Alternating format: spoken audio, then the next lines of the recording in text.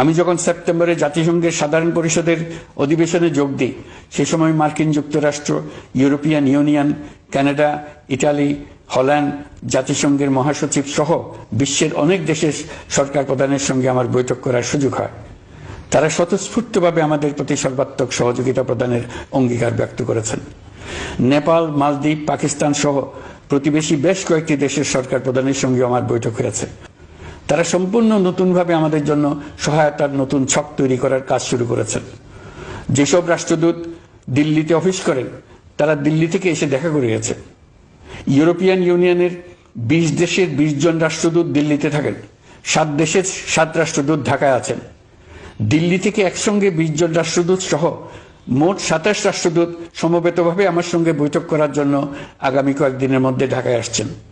আগে কখনো ইউরোপিয়ান ইউনিয়নের 27 জন রাষ্ট্রদূত একত্র হয়ে সরকারের সঙ্গে আলোচনায় বসেনি। দিল্লি থেকে এই বিশাল সংখ্যক রাষ্ট্রদূত একসঙ্গে বৈঠক করার জন্য কোনোদিন আসেনি। এবার এই কাজটি করার পেছনে আছে ইউরোপিয়ান ইউনিয়নের সমর্থন প্রকাশ করা এবং অর্থনৈতিক ক্ষেত্রে উচ্চ পর্যায়ের সহযোগিতা গড়ে তোলা। ইতিমধ্যে আমার সঙ্গে দেখা করেছেন সৌদি আরব, সংযুক্ত আরব আমিরাত, ব্রাজিল, তুরস্ক, রাশিয়া, ফিনল্যান্ড, সিঙ্গাপুর, লিবিয়া সহ অনেক দেশের রাষ্ট্রদূত।